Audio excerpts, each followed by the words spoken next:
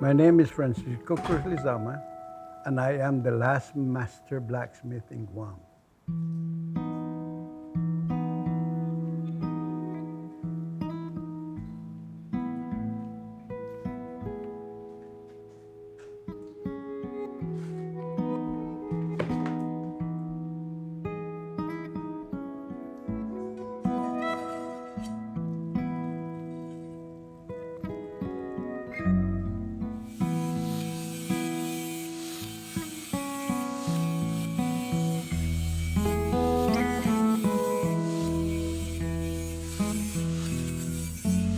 I think I've been teaching blacksmith now for over 35 years.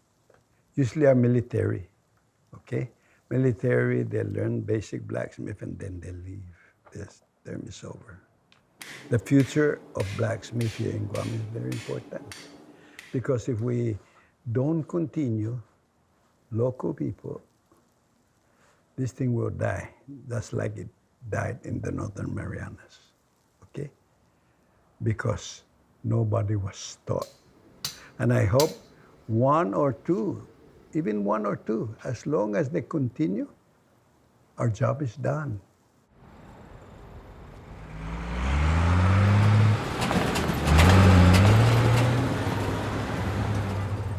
In the olden times, there's no money. And we have to clean the land, dig holes, cut the trees and all that with the machete and the fusiños. It's the most important thing that a person should have because it identifies how you are going to support your family. Now let's say, for example, a young man is interested in a young woman and they go and approach the father. They have to approach the father and say, I'm very interested in your daughter. Okay, good. Come back in 1 year. In the meantime, this guy would start showing off the thinking of the machete so that the father can hear that he's got a good machete. They cut firewood. After he does that, he carries the wood and just drop it in front. In other words, brown nosing, that I can do this, okay? When he comes back the second year, he said, do you still like my daughter? The young man says, I'm very sure. Come back in another year. Now you have to remember that's 2 years already, okay? If that was me, I'll quit. 2 years, again, everything is happening. Everything is just for the father, just for the father. He comes back and everything is already solid with the father. In the evening, they sit down and invite the young man to sit on the mat. And one of the youngest daughter would take the lamp and shine the light on the knee of that man. If the knee does not have any scar or anything, it's not a very good worker. You know, you have the scar because either you trip while working or things like that. So then they're allowed to get married.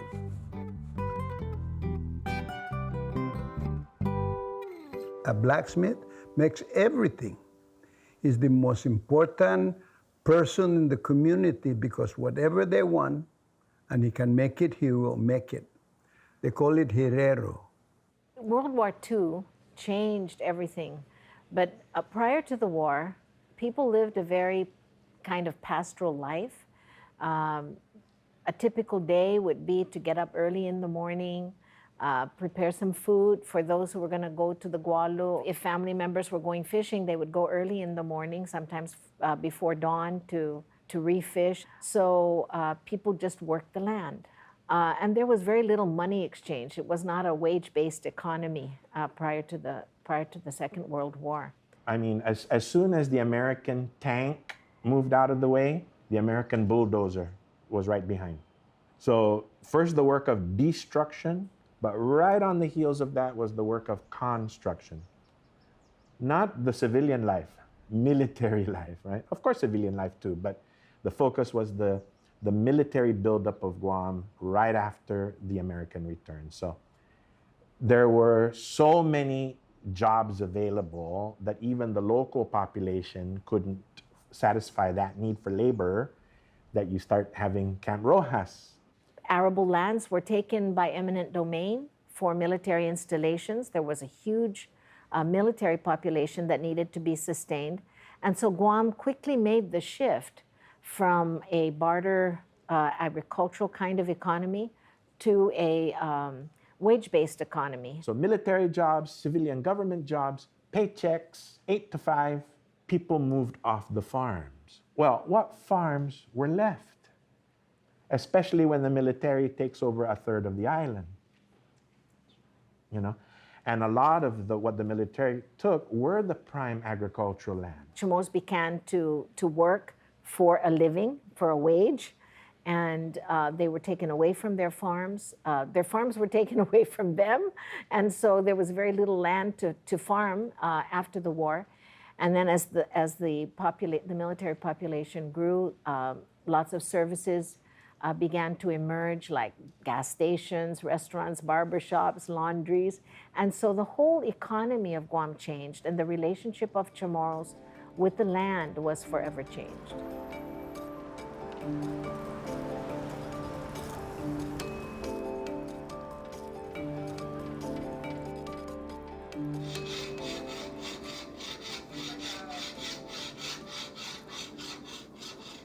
I was at the Mooning flower shop, and I met him. I always wanted to meet him because I understand that he's a master blacksmith.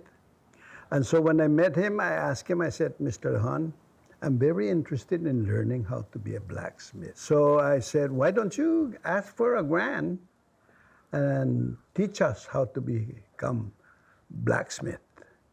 That's how we started. Tunjak is a very, very knowledgeable man.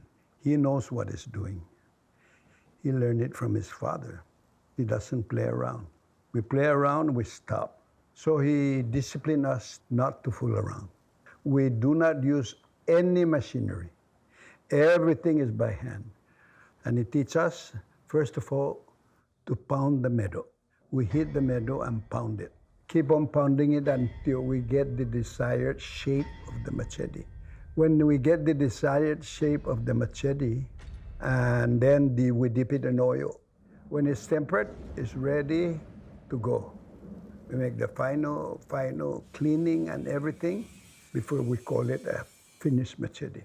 And the interesting part about the machete is the song it sings. That's a very good machete, very good machete. We can't survive in an island without a machete. So it's a survival tool. You know, whether or not we use it for our survival in the Halumtano, which is the jungle, right? Or whether we use it in our clearing our lanzu or our gualo. But these are tools that have tremendous value. It's a matter of pride, and it's a matter of identity to keep these things. There's no harm in me keeping my 50-year-old tierras pugua. You know, it might need some cleaning from the rust, but, you know, when I cut my pugua that way, I am experiencing what my grandmother experienced. And so it's a relived experience, as opposed to using any old knife and whack the pugua that way, you know? Over the past few years, there's been a real resurgence in interest in cultural identity.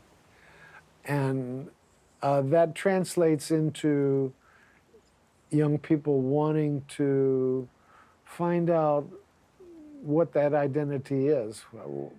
How do I get to that feeling of Chamorro-ness, that feeling of cultural identity? And if they have an opportunity to learn how to make a canoe, then they're going to say, yeah, this is part of my cultural identity. I can get on a canoe and sail out in the ocean just like my ancestors did. To a certain extent, I think blacksmithing is the same thing. young guys especially are interested in being able to flex a little bit and to master something. Well, that's what blacksmithing is all about, imposing your will on a piece of iron to make it go where you want it to go and be able to do what you want it to do. So when young Chamorro guys gain some skill and are able to go from a leaf spring to a machete, they're saying, oh man, I can do this, and this is the essential tool of my culture.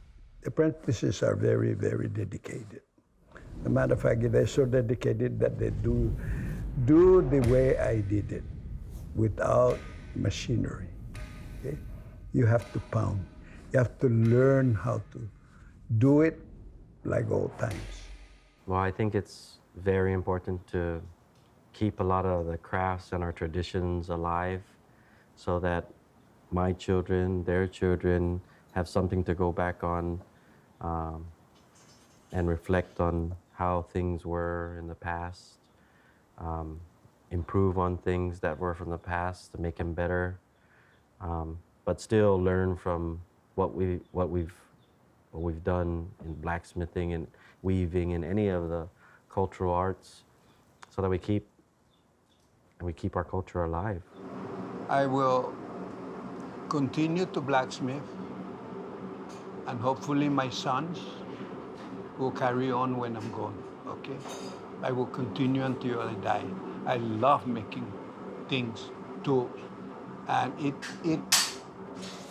fills my heart with gladness that I am bringing back the culture of the Chamorro people.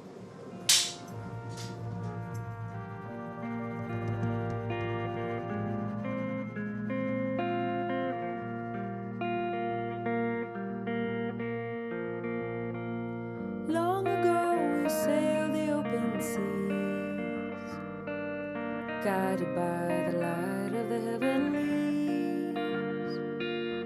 I can hear them calling out to me.